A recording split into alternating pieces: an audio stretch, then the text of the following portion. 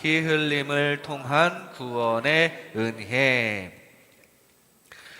제가 작곡을 배울 때 교수님이 이런 말씀을 하신 적이 있습니다. 전음열주의라는 장르가 있는데요. 그것을 제외한 모든 음악에는 다 반복이라는 게 있다. 반복이 다 있다고 해요. 1절, 2절 반복도 있고 그것뿐만 아니라 아주 짧은 소절끼리도 계속 반복되는 그런 식으로 구성이 다 되어 있는데 딱 하나의 장르, 이 전음열주의라는 장르만 반복이 없다고 합니다. 나머지는 다 어쨌든 다 반복이 있다고 해요. 이 전음열주의라는 것은 그 음악의 목적이 반복을 없애는 것이 목적이기도 합니다. 근데 그런 음악을 들어보면 참 재미가 없어요. 감정을 울리기는커녕 정말 듣기 싫어지는 음악입니다. 제 생각에 그건 그냥 음악이 아니고 음학인 것 같아요. 학문이죠. 반복이라는 게 그만큼 익숙한 것이고 우리에게 중요한 것이라는 것을 그때 알 수 있었습니다. 노래뿐만 아니라 세상에 많은 것들이 반복이라는 것으로 이루어져 있습니다. 올해에도 어김없이 달력은 1월부터 반복 재생하고 있고요. 계절이 반복되고 행사가 반복이 되죠. 매 주마다 이렇게 예배가 반복이 되고요. 그리고 어떤 사건이 일어났을 때 사실 대부분의 사건은 언젠가 누군가에게는 있었던 사건인 게 대부분입니다. 사실 다 반복되는 거예요. 이런 일이 이 사람한테 있다가 저 사람한테 있다가 반복되는 겁니다. 그런데 계속 반복이 되다 보니 본래의 의도를 상실하는 경우가 더러 있습니다. 율법이 그랬는데요. 모세 때부터 많은 유대인들이 율법을 따르는 생활을 매년 반복하면서 1000년 이상 동안 계속 반복을 했어요. 그러는 중에 본래의 의도인 사랑은 상실하고 그저 형식만 지키게 되고 문제는 거기에 기득권층의 욕심까지 들어가서 결국 율법이 엉망이 되는 지경에 이르렀다는 사실입니다. 오늘 우리는 성만찬 예배를 드리게 됩니다. 이것 또한 반복되는 것이죠. 매 달마다 이렇게 성만찬 예식을 행하고 있는데 자칫 매너리즘에 빠질 수가 있어요. 오늘 우리가 읽은 말씀 중에 고린도 교회도 그랬습니다. 그래서 바울이 성만찬의 의미를 다시 되뇌이면서 실천사항을 제시해주고 있는데요. 이 시간 이런 말씀을 나눌 때 우리도 성만찬을 통해 예수님의 피의 은혜를 다시 한번 생각하는 시간을 가지면서 형식에 불과하지 않은 주님의 사랑을 받아들이고 나누고 또 전하는 주님의 피의 은혜를 제대로 받은 하나님 나라 백성 되시기를 주님의 이름으로 축복합니다. 먼저 구원의 은혜를 나누어야 합니다. 구원의 은혜를 나누어야 해요. 우리는 계속 반복되는 이 성만찬 의식을 통해서 구원의 은혜를 나누어야 한다는 사실입니다. 오늘 말씀 23절 24절에 내가 너희에게 전한 것은 주께 받은 것이니 곧 주 예수께서 잡히시던 밤에 떡을 가지사 축사하시고 떼어 이르시되 예수님께서 떡과 포도주를 나누어 베푸시는 모습입니다. 이 나누는 게 중요해요. 예수님의 희생은 예수님이 한 명이라고 한 명의 구원만 이루어 주시는 게 아니라 예수님 한 분의 희생으로 인해서 모든 인류가 구원을 얻는 것이거든요. 모든 인류가 다 구원을 나누어 받게 되는 것입니다. 그러므로 우리는 그 구원의 은혜를 나누어야 합니다. 나는 물론이요, 이웃의 영혼까지 사랑하면서 이웃 사랑의 마음으로 우리 양옆에 계신 분들과 그 은혜를 나누는 태도가 필요하다, 이것입니다. 왜 피를 흘려주신 분은 한 분인데 대신 용서받는 것은 모든 인류인가요? 이것은 아담 한 명의 죄악으로 온 인류가 죄의 속성을 갖게 된 것에 반대 원리가 작용하는 것입니다. 아담 안에서 모든 사람이 죽은 것 같이 그리스도 안에서 모든 사람이 삶을 얻으리라. 과학에서 말하는 에너지 보존 법칙 같은 거예요. 플러스가 있으면 마이너스가 꼭 있는 그런 원리입니다. 아담이 마이너스, 예수님이 플러스가 되는 것입니다. 그래서 그게 플러스 마이너스 0이 되어야 정상이 되는 것이죠. 아담도 마찬가지로 한 명 대 전 인류, 한 명이 전 인류에 영향을 끼쳤어요. 마이너스에 영향을 끼쳤습니다. 하나님께서 보내주신 예수님도 한 명 대 전 인류, 이 1대 다의 원칙으로 전 인류에게 플러스 영향을 끼쳐주신 거예요. 그러니까 그 은혜를 우리가 다 나누어 받을 수 있는 겁니다. 이 1대 다의 원리는 세상 이치로 수학적인 원리로 설명할 수 없고 세상적으로 완전히 그걸 이해하기는 어렵지만 우리 창조주 하나님께서는 분명히 그 놀라운 우리가 이해할 수 없는 예수님 한 분으로서 구원의 은혜를 다 나누어서 오롯이 온전히 받을 수 있는 은혜마저 창조를 해주셨고요. 우리는 그 놀라운 은혜를 나누어야 할 줄로 믿습니다. 그래서 예수님께서도 나누어 주셨어요. 한 어린아이의 헌신이 잔뜩 담긴 음식을 5,000명 이상의 사람에게, 그 적은 양의 음식을 크게 모두에게 나누어 주셨다는 사실입니다. 그 현장에 5,000명이 아니라 5만 명이었으면 그만큼 나누어 주셨을 거고요. 거기에 전 인류가 다 있었으면 전 인류에게 다 그 양식을 나누어 주실 수 있었습니다. 이게 세상적으로 이해하기 어려운 구원의 원리가 거기에도 들어있다는 사실이에요. 다 나누어서 구원의 은혜를 받으시기 바랍니다. 그리고 그 은혜 나누며 기뻐하는 저와 여러분 되시기 바랍니다. 누가복음에 기록된 성만찬의 모습에도 예수님께서는 너희끼리 나누라고 명령하셨습니다. 왜냐하면 모두를 위한 은혜이기 때문이에요. 한 사람을 위한 은혜, 특정한 한 사람에게만 주는 게 아니라 모두를 위한 은혜이기 때문에 모두가 그 은혜로 인하여 기쁨을 나누는 게 그게 교회입니다. 우리도 예수님의 피의 은혜로 인한 기쁨이 항상 넘쳐나는 교회 되기를 바랍니다. 성만찬에 대한 말씀은 예수님께서 잡히시기 전날 밤을 묘사한 복음서에 이 성만찬 이야기가 주로 기록되어 있지만 오늘 고린도전서는 복음서가 아닌데도 불구하고 바울이 그 성만찬에 대해서 설명한 말씀입니다. 바울은 왜 고린도 교회에 이 말씀을 전했을까요? 당시 고린도 교회에 개선되어야 할 문제가 있었기 때문입니다.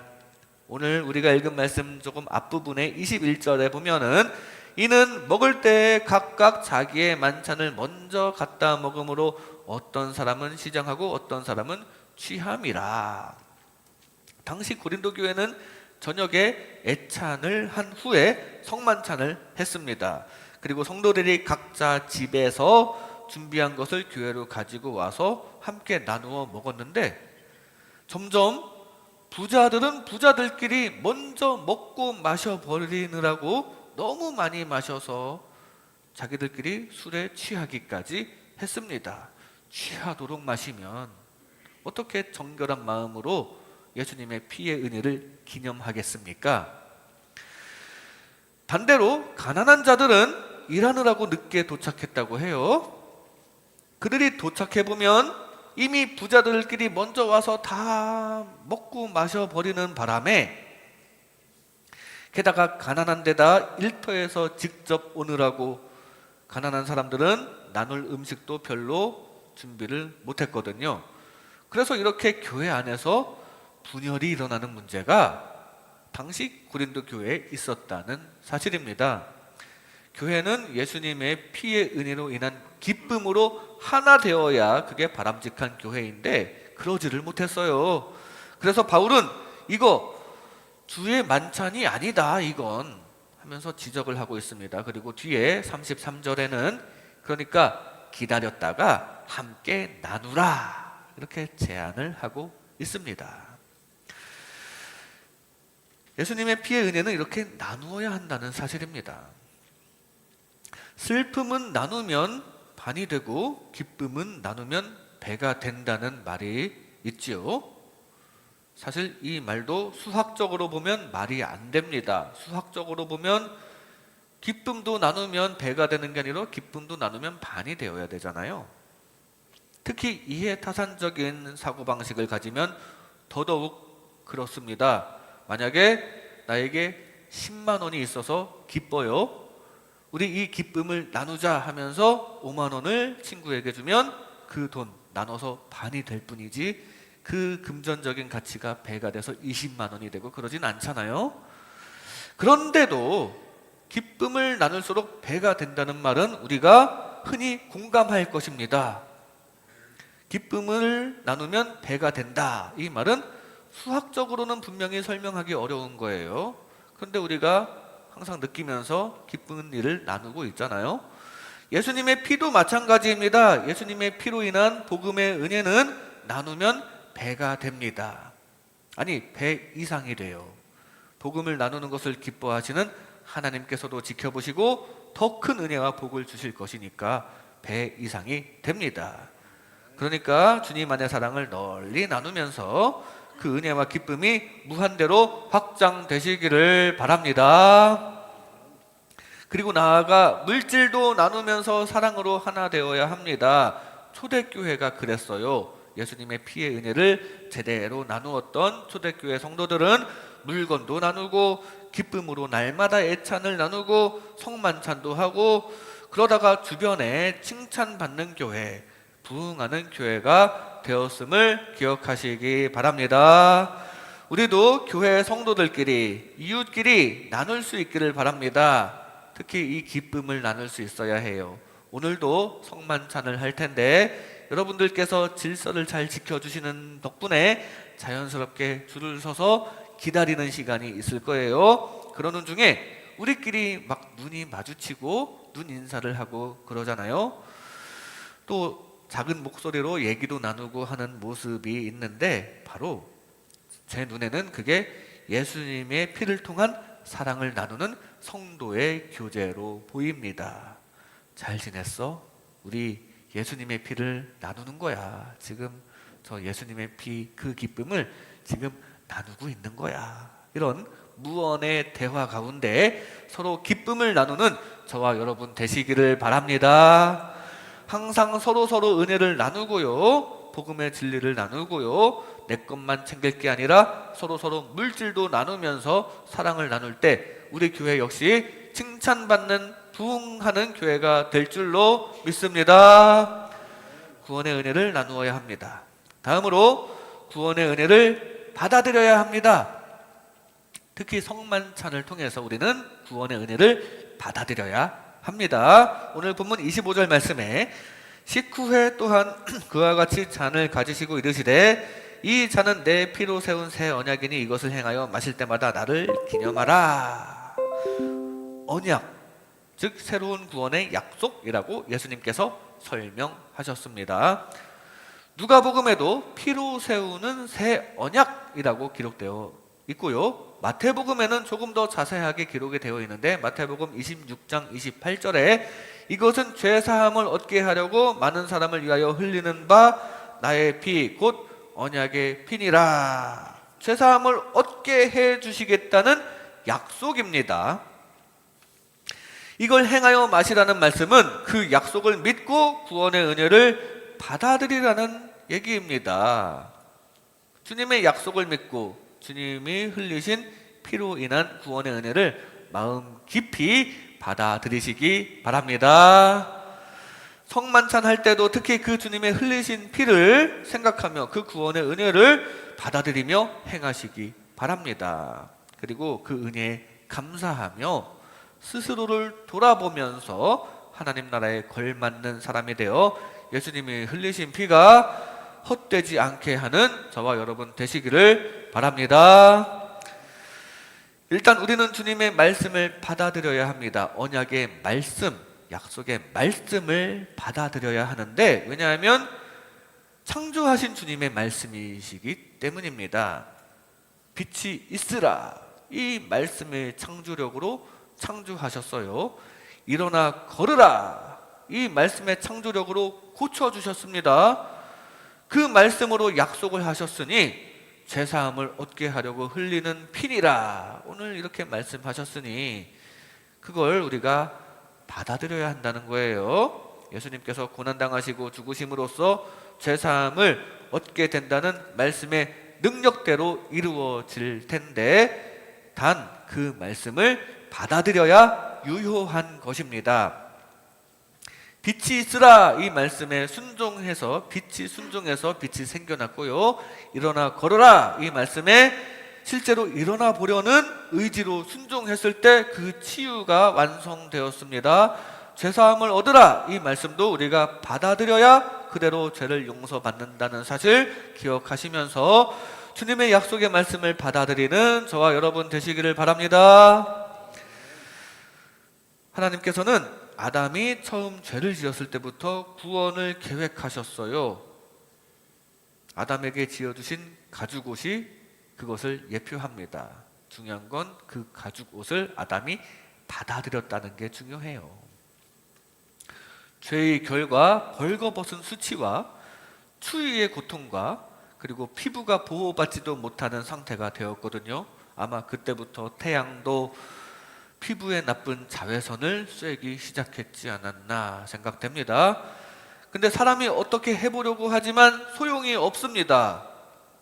아담이 어떻게 해보려고 했어요. 나뭇잎을 엮어서 옷을 만들어 봤는데 그 사이로 듬성듬성 다 보이는 바람에 여전히 수치스럽고요. 또 찬 바람도 숭숭 들어오고 햇빛에 의해서 말라서 바스러지기까지 합니다. 그런데 하나님께서 이 문제를 다 해결해 주시는 가죽옷을 만들어서 주십니다. 튼튼한 가죽옷은 시선도 막고 바람도 막고 또 물리적인 위험도 막아줍니다. 그런데 중요한 것은 이걸 감사합니다 하고 받아들였다는 사실이 중요합니다. 아니요, 하나님 제가 할게요. 그랬으면 기껏 만들어주신 가죽옷도 헛것이 되고 그걸 위해 어떤 짐승은 또 희생을 당했을 텐데 그 짐승이 흘린 피도 아무 의미 없는 것이 되었을 것입니다. 그리고 가죽옷만큼 완벽한 옷도 못 만들었을 거예요. 인간은 계속 실패만 하다가 수치와 추위와 위험에 노출될 수밖에 없었을 겁니다. 마찬가지로 아니요, 하나님 제가 율법 잘 지키고 제가 좀 착한 일 많이 해볼게요. 인간은 그게 안 되거든요. 계속 실패하면서 삶 가운데 슬픔과 저주만 가득하게 되고 또 기껏 우리를 구원해 주시기 위해서 흘려주신 예수님의 피가 의미 없어지게 되는 거예요. 뭐 일대 다의 은혜니까 나 말고 다른 사람에게 의미가 있으니까 괜찮은 겁니까? 괜찮지 않습니다. 자기 자신이 중요합니다. 우리는 누구나 자기 자신의 영혼이 중요해요. 바로 나를 위해서 피를 흘려주신 은혜를 감사함으로 받아들이시기 바랍니다. 그리고 그 은혜가 너무 감사해서 자동적으로 회개가 나와야 정상입니다. 예수님, 저 때문에 그렇게 피 흘리시다니 제가 죽어 마땅한데 살려주셔서 감사하고 죄송합니다. 어떡하죠? 너무 죄송해서 그래도 죄 짓지 않으려고 노력해 볼게요. 이렇게 지키지 못할 약속이라도 하려는 마음, 죄와 멀어져야겠다는 마음이 있어야 합니다. 그래도 인간인지라 죄 지을 수밖에 없음을 애통해야 하는 눈물의 마음이 있어야 합니다. 그게 피 흘림의 은혜를 제대로 받은 사람의 마음입니다. 바로 성만찬의 시간이 그 애통한 마음을, 그 죄송한 마음을 되뇌이는 시간이 되어야 한다는 사실이에요. 당시 고린도 교회에서 행하는 성만찬은 어쩌다 보니 형식에 불과한 게 되어 있었습니다. 그래서 바울은 성만찬을 할 때 합당한 마음가짐을 가지고 하라고 권면을 합니다. 뒤에 28절 말씀해 보면 자기를 살피고 성만찬에 임하라고 합니다. 스스로를 돌아보아야 한다는 사실이에요. 특히 자신의 잘못에 대해서 반성하는 마음가짐으로 성만찬에 임해야 합니다. 부족한 나를 위해서 흘려주신 피를 생각하는 자리에서 나의 잘못을 돌이키고 애통해야 하는 자세로 임해야지, 그냥 하라니까 하고 남들 다 하니까 하고 그러면 안 됩니다. 오늘도 성만찬 할 때 바로 나를 위해 흘리신 예수님의 피를 생각하며 스스로를 돌아보는 시간이 되시기를 바랍니다. 예수님께서 내 살을 먹고 내 피를 마시는 자는 내 안에 거하고 나도 그의 안에 거한다고 말씀하셨습니다. 이 말은 즉 예수님의 살을 먹고 피를 진정한 마음으로 마시는 자는 예수님과 하나가 된다는 얘기인데, 예수님을 닮아가야 정상이라는 얘기입니다. 오늘도 성만찬의 참된 의미를 생각하고 항상 스스로를 돌아보면서 주님을 닮아가시는 저와 여러분 되시기를 주님의 이름으로 축복합니다. 구원의 은혜를 받아들여야 합니다. 마지막으로 구원의 은혜를 전해야 합니다. 우리가 이 성만찬의 은혜를 받아들이고 구원의 은혜를 전해야 합니다. 오늘 26절 말씀에 너희가 이 떡을 먹으며 이 잔을 마실 때마다 주의 죽으심을 그가 오실 때까지 전하는 것이니라.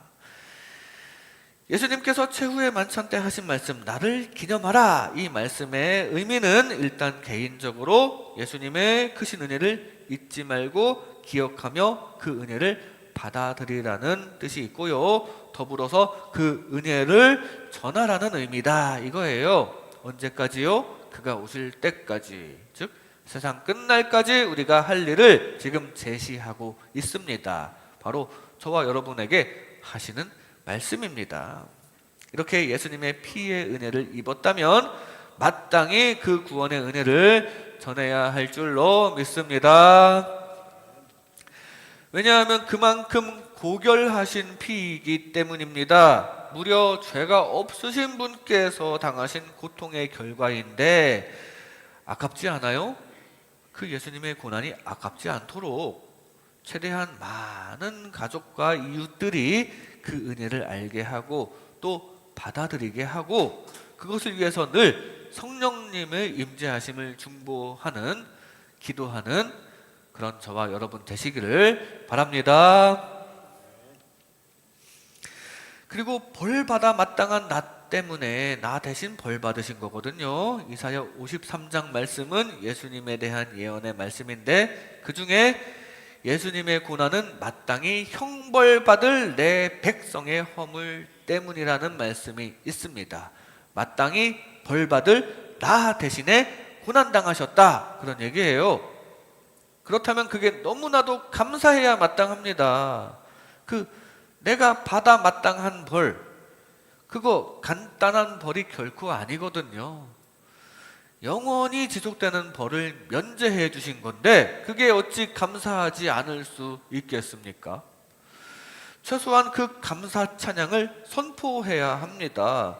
나 구원받았어요 하면서 온 동네에 자랑할 만한 일이거든요. 그러면서 여러분도 그 은혜를 받으세요 하면서 역시 온 동네에 전하야, 세상 만방에 전해야, 그래야 마땅할 만한 일이라는 사실입니다.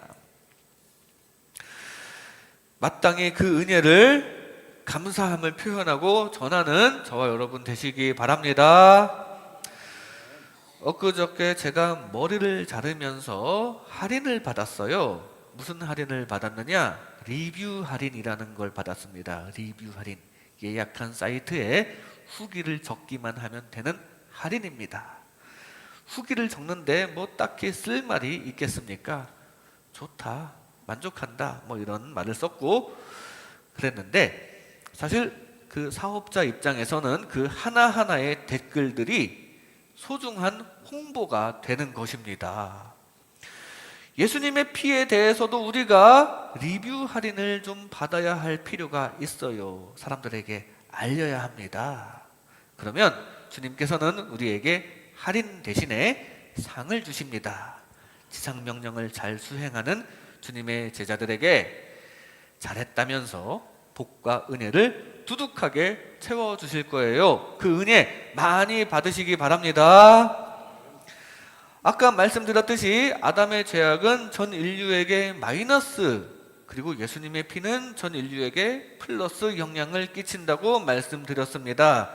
그런데 사실은 모자란 상태예요. 플러스 마이너스 0이 되어야 하는데 0이 안 됩니다. 마이너스 상태예요. 왜냐하면 예수님의 피의 은혜를 거절한 사람들이 있기 때문이에요. 아담의 영향을 받아서 죄를 짓는 사람은 100%인데 비해서 예수님의 영향을 받아서 죄 씻김을 받는 사람은 100%가 되어야 되는데 그걸 받아들이지 않기 때문에 100%가 안 된다는 사실입니다. 이 세상을 사랑하사 그 사랑하시는 아들을 보내주신 하나님의 마음이 얼마나 안타깝겠습니까? 우리가 그 하나님의 마음을 알아들여야 합니다. 그날이라는 찬양 가사에는 하나님의 이런 마음이 담겨 있습니다. 누가 나를 위해 가서 나의 사랑을 전할까? 바로 우리가 그 하나님의 사랑을 바로 우리가 전해야 할 줄로 믿습니다. 예수님의 피와 살을 우리가 받아먹는 성만찬의 의식을 통해서 이 사랑을 전해야겠다라는 마음을 더 되뇌일 수 있기를 바랍니다. 우리가 성만찬할 때 마시는 떡과 포도주가 가지는 의미를 깊이 생각해야 합니다. 그것은 바로 나를 위해 독생자를 보내주신 하나님의 사랑의 결정체거든요. 그 은혜를 나누고 그 은혜를 받아들이고 나아가 그 은혜를 널리 전할 수 있는 저와 여러분 되시기를 주님의 이름으로 축복합니다. 이 시간 피 흘림을 통한 구원의 은혜, 피 흘림을 통한 구원의 은혜라는 제목으로 하나님의 은혜를 나눴습니다. 구원의 은혜를 나누어야 합니다. 서로 사랑을 나누는 가운데 기쁨이 확장되시기 바랍니다. 구원의 은혜를 받아들여야 합니다. 스스로를 돌아보는 가운데 예수님과 하나 되고 예수님을 닮아가는 저와 여러분 되시기 바랍니다. 구원의 은혜를 전해야 합니다. 하나님의 마음을 알아드리고 그 안타까운 심정 다 알아드리고 공감해 드리면서 그 사랑을 전하는 저와 여러분 되시기를 주님의 이름으로 축복합니다.